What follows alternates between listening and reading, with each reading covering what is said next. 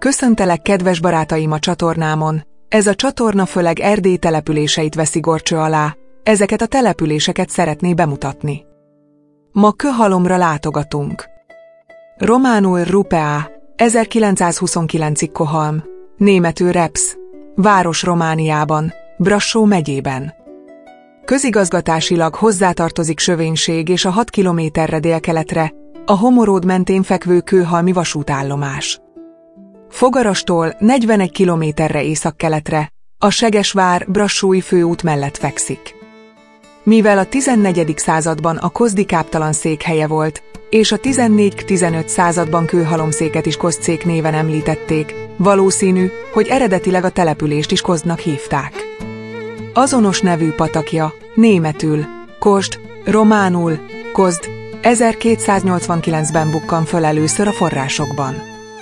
A Kőhalom név 1324-ben fordul elő Kastrunkvolm, majd 1334-ben Keohalum alakban. Ebből alakult ki történeti román neve. Már egy 1432-es óegyházi szláv nyelvű irat is hivatkozott rá, később 1826-ban Kuhalme. Német neve ezzel szemben egy köztörök személynévi eredetű Rukbaz 1431, Rákbas-salakra megy vissza. Ebbe a névbe később a sziklaszért jelentésű latin rupes szót értették bele. Az először 1800-ban feljegyzett román uluma talán egy halma alakból fejlődhetett ki. A mai román név tudatos latinosítás eredménye. 100 település volt, a középkorban Kozdszék néven emlegetett Kőhalomszék székhelye, a kőhalmi királybírót először 1440-ben említik. Vára 1324-ben szerepelt először mai nevén, amikor Széchenyi Tamás erdélyi vajda ostrommal elvette a lázadó szászoktól. 1433-tól kezdve említették mezővárosként. Pallos joga is volt, de a hóhér nem lehetett kőhalmi. 1488-ban 152 gazdaságból állt, iskolamestert, 2 pásztort, 7 szegényt és 5 elhagyott házat jegyeztek föl. 1509-ben kapott vásártartási jogot Szent Jakab napjára. 1490-ből való az első utalás Csizmadiáira, 1569-ben Kovács céhe, 1585-ben Kádár céhe, 1609-ben Varga céhe volt, 1581-ben kaptak céhes szabadalmat a bőrösök, 1589-ben pedig a puskamívesek. A 17. században az ácsoknak és kerekeseknek is volt céhük. Lakói 1600-ban Báthori Zsigmond mellé álltak és Mihály vajda ellenében megerősítették a várat. 1601-ben telepedtek le kovácsként az első cigányok, 1638-ban pedig pásztorként első román lakói, Fogaras vidékéről. 1640-ben 265 gazdaságból állt.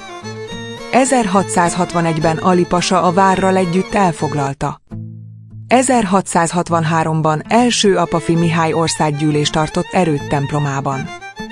1698-ban 132, 1700-ban azonban 227 háztartás számoltak össze. Az Universitás 1711-ben ismerte el az önálló kőhalmi takácscéhet, 1714-ben a szabócéhet, és ugyanezen években alakulhatott az asztalos céh is. Az 1719-es pestis járványnak 622 áldozata volt. 1750-ben 220 szász és 40 román család lakta, utóbbiak a város szélén éltek.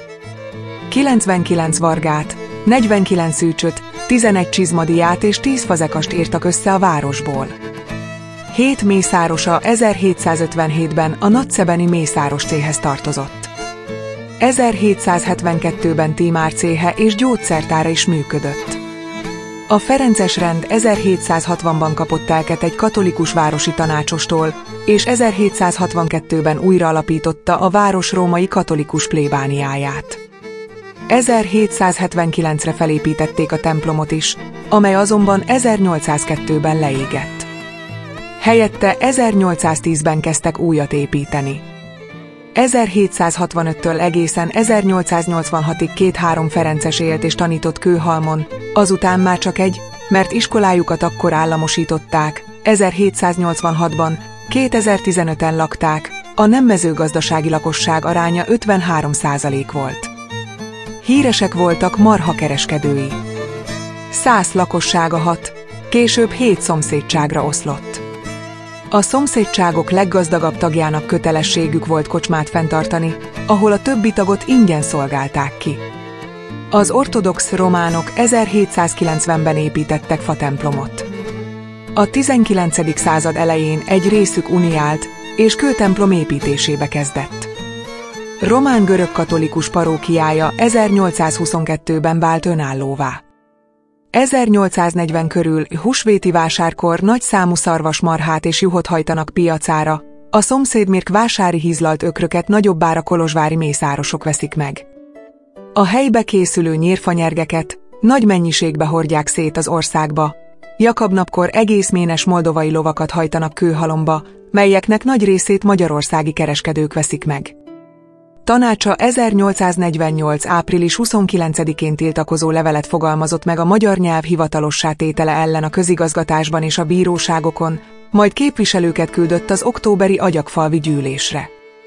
1848. decemberében a kőhalmiak részt vettek Alsó-Rákos kifosztásában, mire válaszul 1849. februárjában a magyarok 10 000 forintos sarcot vetettek ki a városra és több házát elpusztították.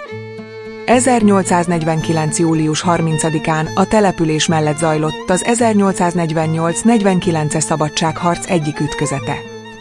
Dobai József csapatai vereséget szenvedtek Diczári tábornok seregétől, így nem tudtak csatlakozni Bemsegesvárra induló seregéhez.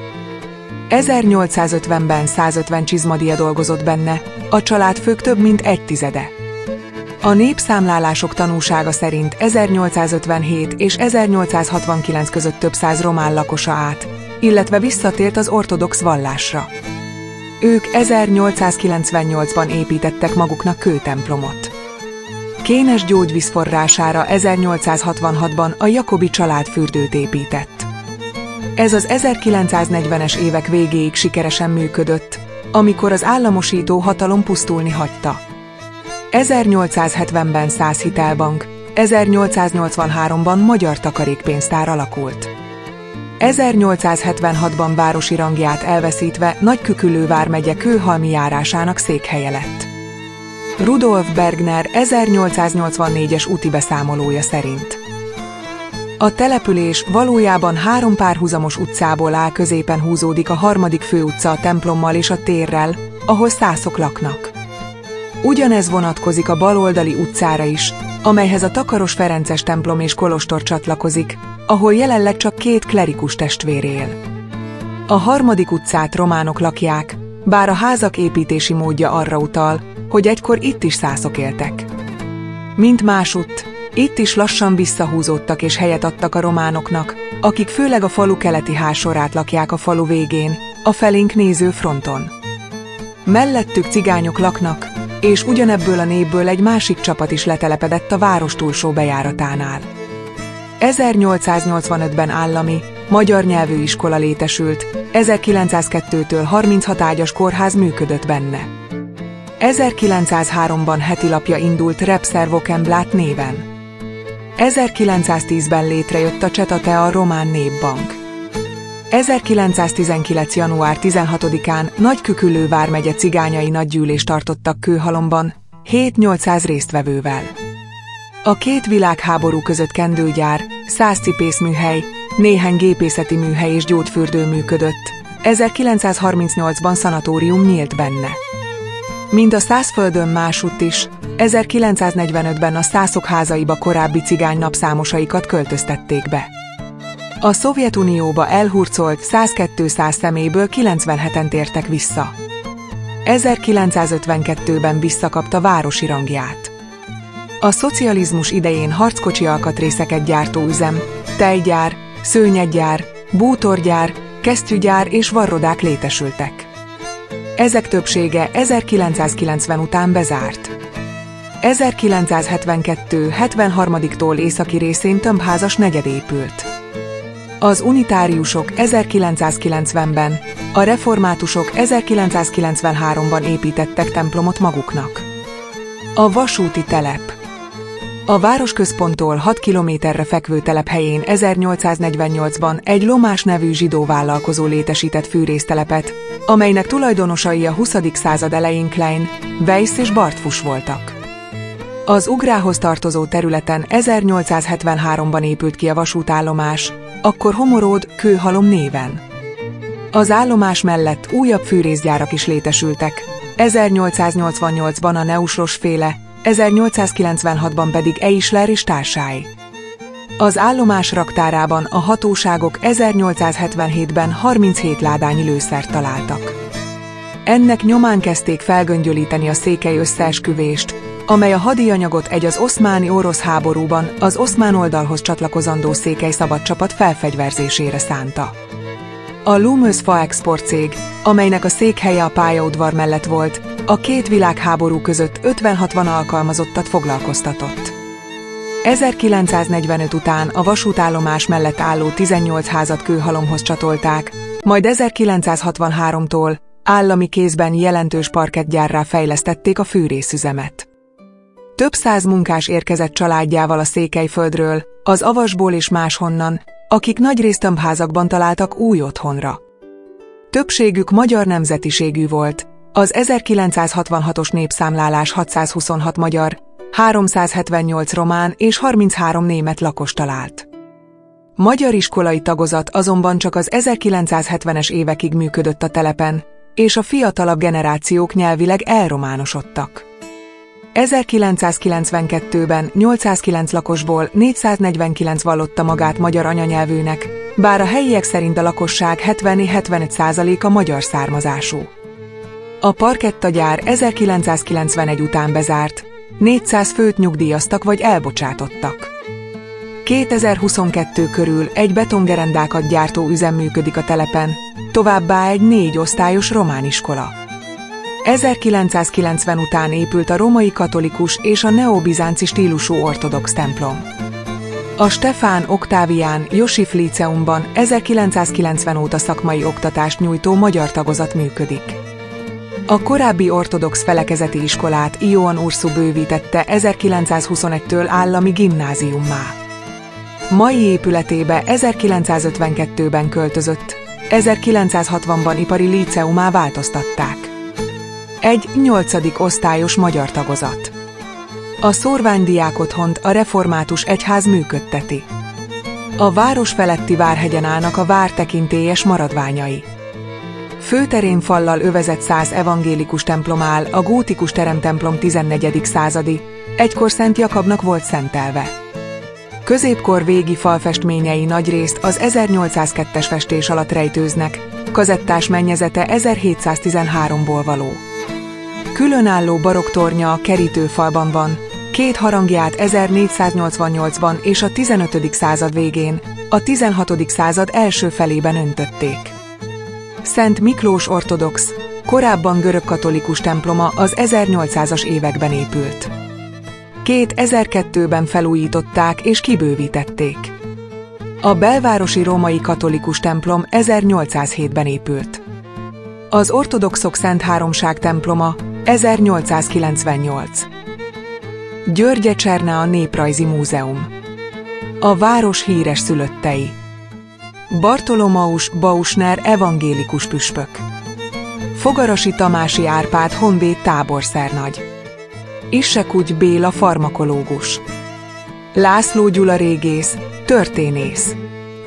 Wilhelm Georg Börger zeneszerző. Christian Mandel zongoraművész, karmester. Helmut Scheiler költő. Antal Árpád András politikus, Sepsiszentgyörgy polgármestere. Farkas Anna Lili erdélyi magyar politikus, képviselő. Tömös Róbert geológus, földtani szakíró. Tóth Szilárd erdélyi magyar történész, egyetemi oktató. 1910-ben 2941 lakosából 975 román, 425 magyar, 1230 német, 309 cigány. 1977-ben 5939 lakosból 3300 román, 1501 magyar, 903 német, 225 cigány. 2021-ben 4496 lakosából 706 magyarnak vallja magát. Kőhalom helyén Lazius Ptolomeus Romadivumát keresi, a magyarok bejöttekor a hagyomány szerint Koz vagy Kós nevű város vagy helység épült oda, mely a mongolok által feldulatván, a szászok a régi város romjaira vagy kőhalmára építék a mostani várost. Ez egy 4000 lelket számláló csinos mezővároska, melynek lakói, mint Székelyföld szélén lakók, tudnak magyarul s rokon szembeznek is velünk. Piacán van egy romladozásnak indult templom a késő gótkorból, minden műbecs nélküli épület, de van tornyában egy igen nevezetes harang, melyenek körirat van. Sancti Spiritus Dicit Nobis Creaia Anno Dui 1300, 8. Nevezetes a körirat azért, hogy a római számok közé az arab 8-ast látjuk beírva, olykorban, midőn az arab számok a feliratoknál még Európa más országaiban nem fordulnak elő. Nagyobb harangja szintén régi, azon ferde latin betűkkel a körirat jön elő. O Rex Gloriae Jesu Christe veni cum pacemag. Johannes Neidel Coronensis. Judice Regio Davidelit. Pest. Bar. Filk. Czös. Jakobo Beck. Anno 1627. Van ezen kívül Kőhalomban a ferenceseknek egy szépen fekvő kolostora, egy jól berendezett sóskénes fürdője, melyet Büdös kútfőnek hívnak, és egy botanikus kertje, Steinburg tulajdona, hol Erdély florája képviselve van, s hol hévíz és gáltról nehány érdekes műtöredék is látható.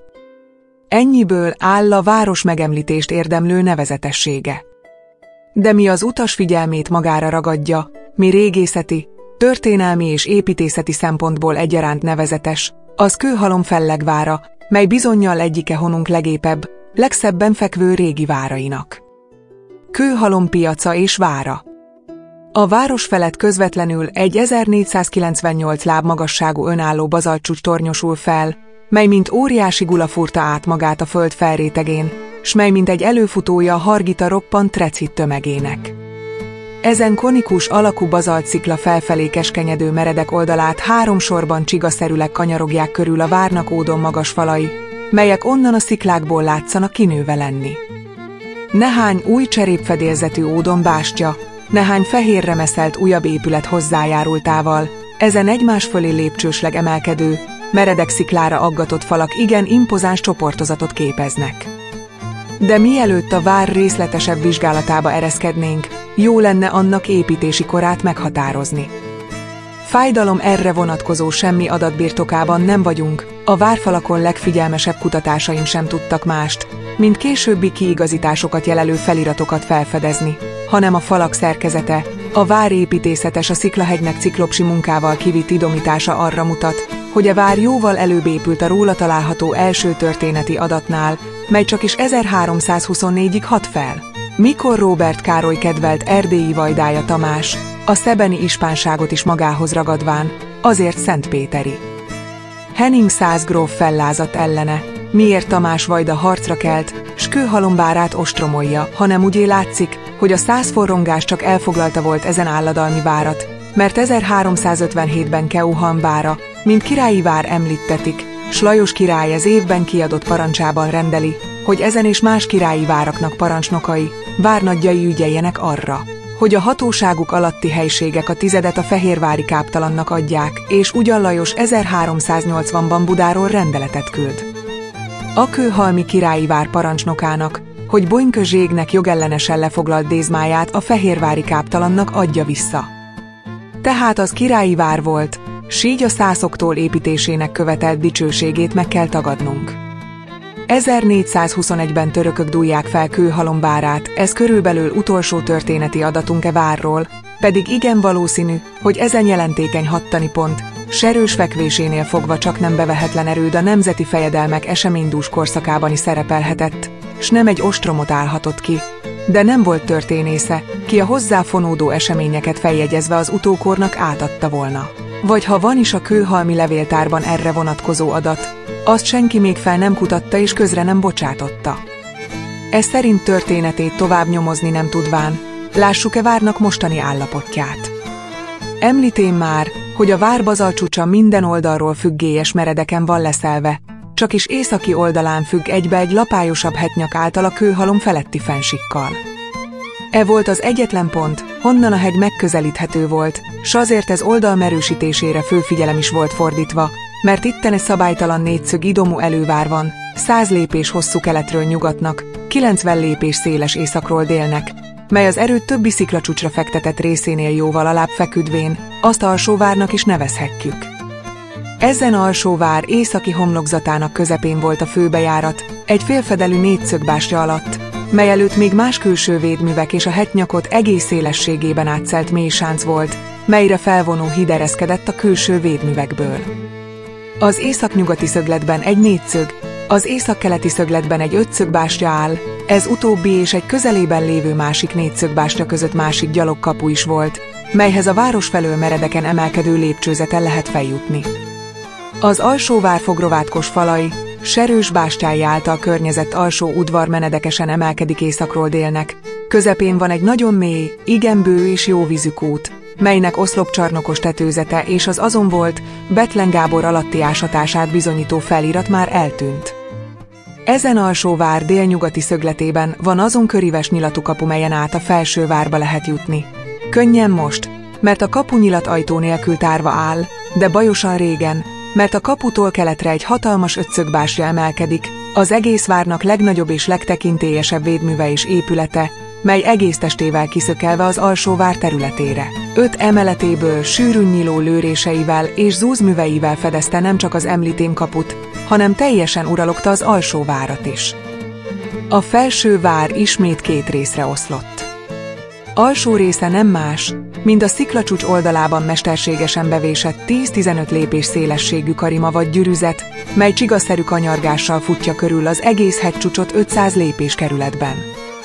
Ennek függélyesen leszelt oromszélére vannak fektetve a 2-4 öl magasságú, 3 láb szélességű várfalak, melyek sok helytbe és kihajlítódnak, miként azt a sziklahegy alkotása szükségessé tette.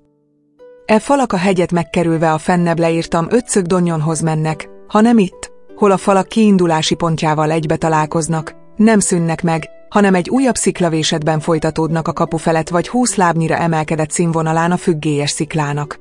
Nem csak, hanem itt most csak alapfalzatáról felismerhetői 2 bástya is állott, melyek a felső várba való feljutást teljesen lehetlenné tették, mert még azon esetben is, ha az ellen az alsó várat elfoglalta volna, s a felső várnak az ötszögzömtoron fedezte kapuján sikerült volna is áthatolnia, akkor egy szűk, alig 10 lépés szélességű útra jutott, melyet egyfelől a fölibe épített 2 bástya, másfelől a külső várfalak vonalába eső más 2 bástya fedezett, melyekből a szűk helyen csak kis számban rohanható, s a rostélykapu leeresztése által a külső segélytől elzárt ellenkövekkel is agyonzúzhatták volna. És hogy az említém 4 bástyát így hattani kombinatio létesíté, azt már az is mutatja, hogy azoknak nem csak ki, hanem befelé is voltak lőrései és zúzművei. A külső várfalakhoz épített bástyák fennebb fekvőjének felső emelete várkápolnául használtatott. Azzá valószínűleg csak a későbbi kor vallásos kegyelete alakítá át, mert az oda felvezetős csinosan boltozott lépcsőzet egyik lépdéjébe bevésett mölté 1620 csak ezen átalakítást és nem a bástya építési korát jelölheti. A kápolna alatt sötét üregek vannak, melyeknek alsó osztálya föld alá sziklába van bevésve, s csak is egy kis függélyes üregen át kapszuk adagra mért levegőt és világosságot. Ezek a hagyomány, de építészetök által is börtönöknek vannak jelölve, s főként az alsó osztályban lévők elébbé iszonyúak arra, hogy az ember még most is borzalommal lépjen oda be, hol az isteni irgalmaságot esdeklő helyhez a kápolnához oly közel voltak az emberi könnyörtelenségnek ijesztő helyei, a börtönök. Hol Isten imádásával a gyötrött emberek szomorú lánccsörgése vegyült egybe, hol a tévedők szabadságukkal együtt a mindenkinek ingyen osztott lég és világosság élvezetetétől is el voltak zárva. Ide, ennek falaiba volt talán bevésve ezen kővári által leírt rabkronika. Én Bánffy András, itt fogva voltam 164, az utolsó évszám lekopott. Bár Szeli Benykőhöz írt levele szerint e feliratot a kapuhoz támasztott köven olvasta. Én sem itt, sem a kapunál nem találhattam meg. Ugyancsak a kőhalmi várba, s talán ide záratta volt be Bethlen Gábor Orend Mártont, a lázongó segesvári konszult. A felső vár ezen alsó osztályának városra néző keleti oldalán 2 bástya van, ezek között pedig több osztályú, mar omladozó épületsor, melyek régen a királybírónak, székbírónak, jegygyőnek voltak lakjai. Volt ott székház és tanácsház is, hol Szeli szerint háborús időkben gyűléseztek és tanácskoztak. Ezen épületek egyikében és az északkeleti bástyában sok fegyvert találtak. Itt volt felakasztva 2 nagy bilincs is, melynek népajkán forgó az 1834 Volkskalenderben és Kőváry által is közlött regélye következő. Török pusztítál hazát, egy rabolvaduló csapat beüt Kőhalom vidékére is. A királybíró Hedvigük, kit a néprege Veres királybírónak hív, megütközik velük, de szerencsétlenül, mert legyőzetvén az ellenség kezébe esik, s fogva viszik Sztambulba. Az annyi keresztény foglyot falai közé zárt Jedikulé sötét börtönébe dobatott. Itt magányában buslakodva, hazája és családja után epekedett, ha néha kiereszték is friss léget szívni, a tenger csak vágyat ébreszte keblében, s a honvágy fájdalmait nagyítá. Egyszer a szék darabontja, most fogolytársa, Menenges jelenik meg, s mond: Uram, én, mikor akarod, hazaviszlek. A királybíró bús mosollyal tekintett rá, s tovább búsult, de ez másodszor, harmadszor is ismétlé ajánlatát. Ekkor Hedvig eszébe veszi, hogy a darabont bűbájos hírben állott otthon is, s elfogadja ajánlatát. Ez komolyan meghagyva, hogy bármi történjék is, szemeit fel ne nyissa, köpenyegére ülteti maga mellé, mikor valami bűvszót kimondván, a köpenyeg felemelkedett, sassebességgel röpíté légi vándorainkat, úgyé, hogy ők estvére a Kőhalom közelében lévő Síburgban szálltak le. A kiszenvedett rab csak hamar kedves övéinek körében találta magát, bilincseit, mint a múlt napok gyászos emlékét, felakaszta a vár fegyvertárában. Az ezen udvaron lévő bástyák a szomszéd falukról vannak elnevezve, hihetőleg harc idején azon faluk tartoztak azokat őrséggel ellátni. De lássuk a felsővárnak legfelső részét. Említém már, hogy a kősziklában mesterségesen kellett helyet vágni arra, hogy a felsővár leírt alsó osztálya elhelyezhető legyen. Ezen bemetszés a szikla lemetszését is szükségessé tette, s így támadott egy 20-30 láb függélyes magasságú, falmeredeken leszelt oldalokkal bíró sziklacsúcs, melynek tetőormát koronázzák a felsővárnak legfelső védművei. Ezek önmagukban is egy önálló erődöt képeztek, s építésüknél számítva volt arra, hogy azon esetben, ha az alsóvár és a felsővár alsóbb osztálya az ellenség kezébe jutna, ezen legerősebb felsővár még akkor is tarthassa magát, s a várvédőknek végső visszavonulási helyet biztosítson. Bejárata, hová a sziklába vésett keskeny úton lehetett feljutni délnyugati szögleténél volt, kis keskeny kapuja zuzmüvekkel s felülről leereszthető rostélykapuval volt ellátva, mit a kapuvésett most is jelöl. E kapu egy előváracsba vezetett, mely 2 bástyára támaszkodva, háromszög idomban, 120 lépés kerülettel, a hegycsúcs déli kinyúlását töltötte be. Ezen előváracs egy tekervényes tömkeleg volt, kicsin keskeny falak közé szorított folyosói akként lévén alkotva, hogy a hellyel ismeretlen eltévedhetett, s midőn azt hitte, hogy előre hatol, éppen azon pontra tért vissza, honnan kiindult, csak ezen a védők fegyvereinek kitett szövevényes folyosókon át lehetett meredek falak közé szorított ösvényen, a legfelső 4. kapuhoz jutni, és ezen át a legfelső fellegvárba, mely 170 lépés kerületű, hosszúkás idomban északra hegyesen kimenő erőd. Miként a sziklahegy fennlapjának alakja azt meghatározta. Itt már a falak függélyesen leszelt, s megközelíthetetlen sziklaoromra lévén fektetve, alig 1,5 öl magasok, néhol csekélyebbek is és semmi bástyával, mi megközelíthetetlenségüket tekintve felesleges is lett volna, nem bírnak. Ezen legfelsővár központján a sziklahegy végcsúcsa vagy 2 ölnyire kiemelkedik, ezen sziklacsúcsa fölé beépült kis bástya, vagy házikófali szekrényében van becsukva. Eredeti volt minden esetre azon gondolat, hogy a sziklahegy tetejét szekrénybe zárták, de még eredetibb volt az a német Bezirksvorsteher, ki a bars szatrapaságok korszakában ráparancsolt a városra, hogy ezen romba dűlt házikót felépítsék számára. A parancs bármi önkényes, bármi jogellenes volt is, azonkorban ellenmondás nélkül teljesítetett. A város kiújítá a házat, s a bezirker oda tette át lakását. Veréb a sasfészekben. Bár a 19. század jogfogalmaival ellenkezik, hogy valaki magának erőszakkal házat építessen, mindazonáltal be kell vallanunk, hogy ez a civilizátor ugyancsak jó ízléssel bírt, s a természet szépségei iránt fogékony volt, mert hogy a helyzet nagyon költői volt, hogy az innen feltáruló kilátás elragadó, azt senki sem merné eltagadni, s hogy németünk, kinek naponta fel kellett ide hágni jó tüdővel bírhatott, az is kétségtelen. Feltehetőleg valamelyik tiroli úrnak lehetett egykor zerge vadásza. Hely, mert a gyors felemelkedés és hatalomra jutásnak volt az boldog korszaka, mikor Gács, Cseh vagy Németországnak bármelyik rongyos proletáriusza úr és hivatalok, élet és vagyon felett rendelkező passa lehetett nálunk. Ismetem én Timárlegényből lett kerületi főnököt, láttam egy az egész környéket bekondult Armerrei Senderből rögtönzött járásbírót, Inasból lett tanácsost, börtönből kikerült törvénybírót, 3-szor vesszőt futott katonából lett árvabírót. Jaj, akkor az egyén erkölcsi és értelmi becsére nem sokat ügyeltek, a német nyelv tudása volt a talizmán, mi az embereket a hatalom polcára emelte. De hagyjuk ezen tragikomikus kort. Gyönyörködjünk inkább mi is a kőhalmi vártetőről kilátásban, melyet én körvonalozni fogok itten.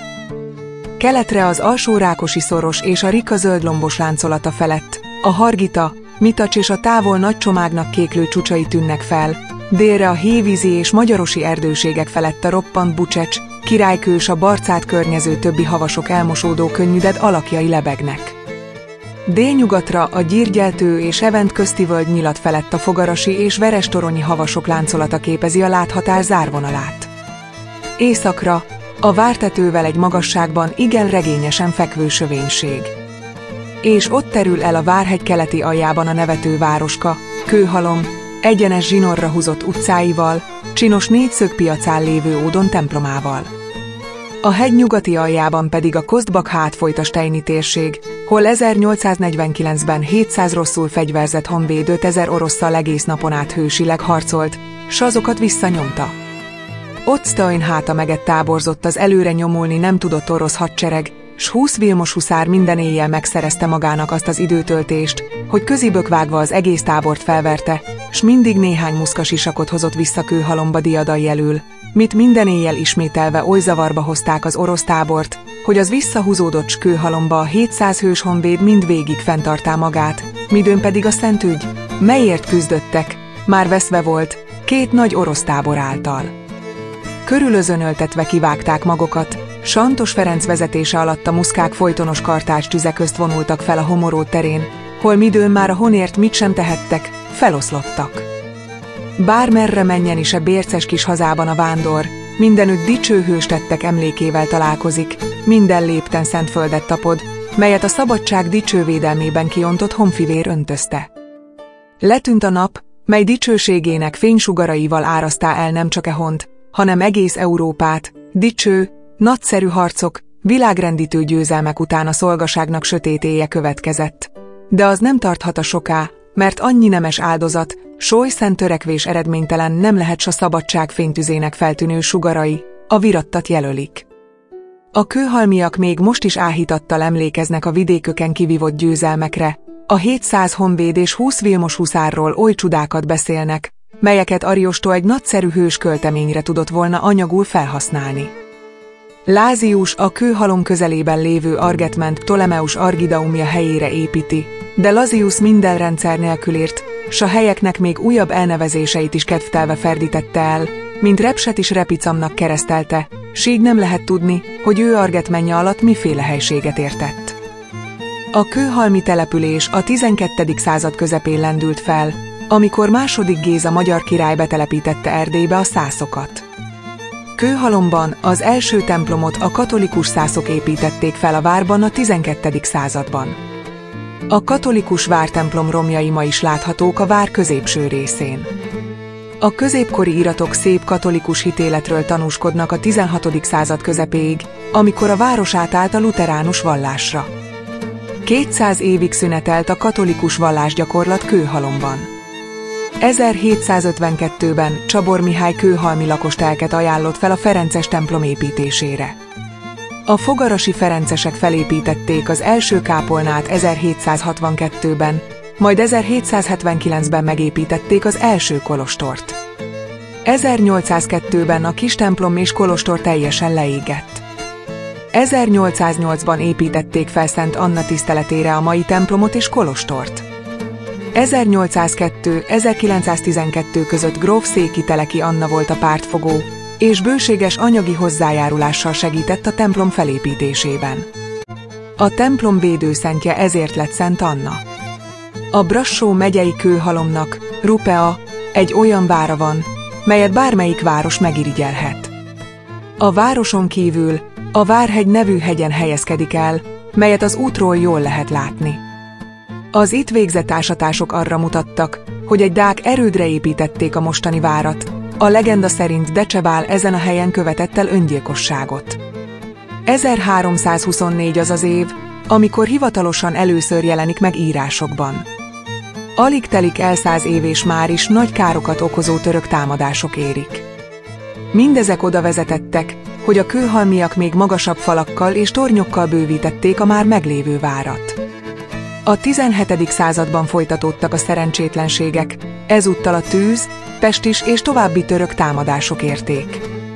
A végső csapást 1790 hozta, amikor egy vihar tető nélkül hagyta a várat és ezáltal elhagyatottá vált. Túl sok ideig merett feledésben, sok idő kellett elteljen ahhoz, hogy a hatóságok rájöjjenek, hogy mennyire fontos egy ilyen méretű várat felújítani, karbantartani, utána meg népszerűsíteni. A 2010-es évek elején sikeres felújítás vette kezdetét, ami nem csak a várnak tett jót, hanem a turizmust is fellendítette, évente 10 000 turista látogat el ide. A várba egy impozáns kaputornyon lehet bejutni, innen pedig jól látni lehet a másodlagos védőfalakat és a tornyaikat. Amíg felérnek a legmagasabb pontra, ahonnan nem csak a várat lehet jól látni, hanem az egész tájat, a várost is beleértve, megnézhetik a Cserkésztornyot, a kápolnát, a középső várban, a Puskapor-tornyot, a trónszobát, a Szalonna-tornyot és különböző házakat. A várig aszfaltozott út van, parkolóhely bőven akad. Eredeti neve Kozd volt, német telepesek alapították. A település a tatárjáráskor elpusztult, majd később újjáépítették, Kőhalom néven, és ekkor épült vára is. Nincsenek feljegyzések a várról, egészen 1324-ig, amikor magyar királyi várként emlegetik. 1421-ben feldúlják a törökök.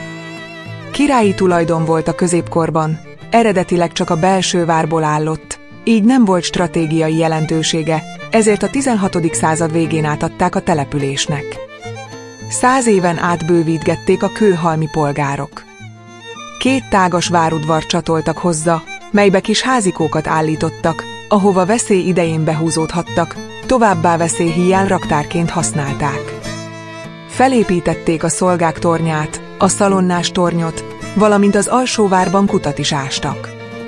A szalonnás toronban a 20. században is még a helyiek a szalonnát tartották. 1643-ban tűzvész tör ki, ezt követően elhagyják a romos várat. 1661-ben a törökök Ali pasa vezetésével elfoglalják a várat. Később visszafoglalták, majd 1691-1699 között helyreállították a várat. Egyes épületrészeit a lakosság évtizedekig használta raktárnak. 1790-ben egy nagy vihar letépi a tetőszerkezetet, ezt követően a vár hanyatlásnak indul. 2011-2013 közötti restaurálásoknak köszönhetően a vár visszakapta eredeti alakját. Egy impozáns kaputornyon lehet bejutni a várba. A legmagasabb pontja fele haladva a várnak meg lehet tekinteni a Cserkésztornyot, a kápolnát, a Puskapor-tornyot, a trónszobát, a Szalonna-tornyot és különböző házakat. A várhoz kapcsolódó leghíresebb esemény 1849-ben történt, amikor 700 honvéd katona és 20 Vilmos huszár visszaveri az 5000 főből álló orosz sereget, Orbán Balázs beszámolása szerint. A kommunizmus időszakában a Securitate, vagyis a román kommunista diktatúra titkosszolgálata, a várba antennát szereltetett, ezáltal zavartatta a Szabad Európa rádiót. Erdély egyik legnagyobb, legjelentősebb vár romjaként tarják számon. Kellemes környezet fogad, csodálatos kilátással és egy hatalmas várral, mely régi pompájában megtekinthető. E nevezetes várat nehéz lenne nem észrevenni, ha az ember az E60-as úton hajt Brassótól Szászkézt és Segesvár felé. Ott tornyosul a maga hegyén, és olyan büszkén tekint le az alatta haladóra, hogy az kénytelen megállni itt, ha csak egy órácskára is. Kőhalom ugyanis sok más erdélyi vagy felvidéki magyar várral ellentétben nem romokban áll, mivel még a múlt század 60-as éveiben a Ceausescu diktatúra ki tudja, milyen indíttatásból, talán a régi román dicsőségről szóló egyik film forgatásához újjáépítette. 2011 és 2013 között pedig az Európai Unió regionális operatív programjából származó 30 millió euróból ismét felújították. Azóta az erődség forgalma jelentősen megnőtt, Otyártunkor is vagy tucatnyi autó állt a főbejárat előtti parkolóban. Hogy ki és mikor építette a hegyre az első erődítményt, azt nem lehet tudni. Annyi bizonyos, hogy kun nyelven a hely neve Repkaba volt, ami éppen Kőhalmot jelent. Első írásos előfordulása viszont jóval a kunok magyarországi megtelepedése után, Károly Róbert idejéből való.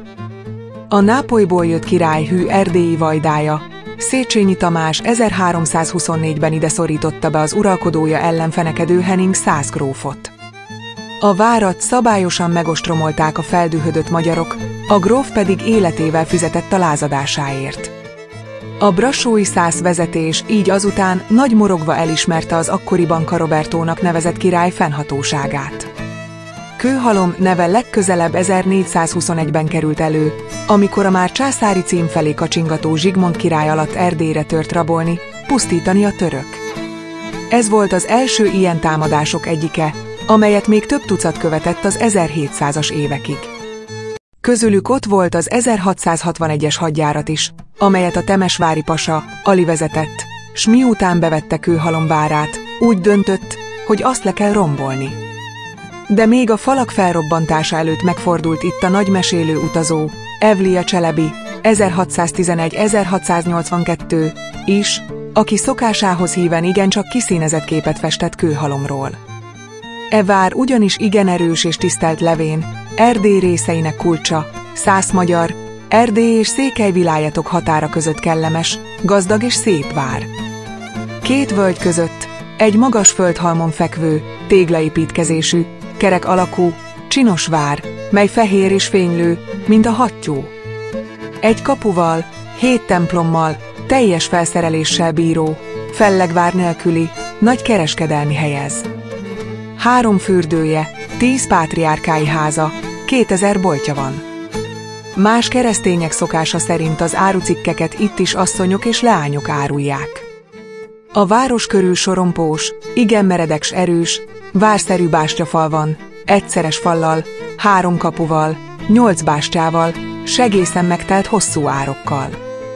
E vár ugyanis az oszmánli sereget még nem látta, a tatárok zaklatását még nem próbálta, közülök foglyokat még nem vittek el, mivel nagyon meredek helyen fekszik, s elfoglalása valóban lehetetlen.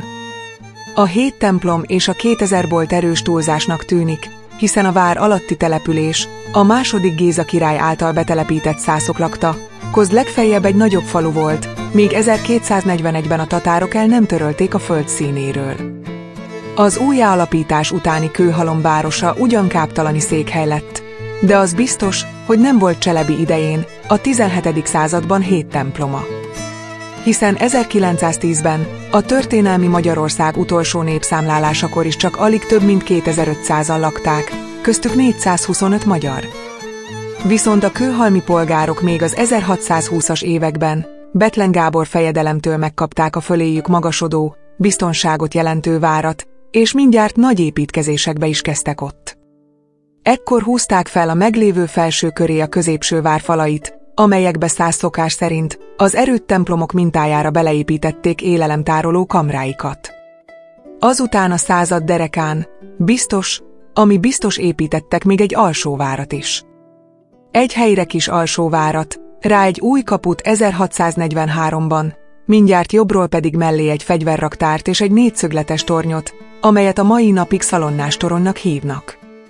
Ezt Ali pasa és emberei 1661-ben biztosan az elsők között repítették a levegőbe, már csak az általuk mélyen megvetett neve, tartalma miatt is. Az Erdélybe érkező, Lotaringiai Károly irányította császári csapatok mindent újjáépítettek 1691-ben, később azonban már nem nagyon törődtek vele. 1704-ben a kurucok első felszólítására megadta magát a helyőrség. Rákóczi csillagának lehanyatlása után végképp feladat nélkül maradt Kőhalom vára. Amint az alatta fekvő városkában, itt is csendesen peregtek az évek. 1910. március 14-én a városi szolgálati lakásban megszületett a helyi állami iskola igazgatótanítójának, László Gyulának Gyula nevezetű fia, de 6 év múlva a román betörés elől Balatonlellére menekült a család. Egyik legnevesebb régésztörténészünk Erdély elvesztése után vagonlakóként Szolnokon kezdte el a gimnáziumot.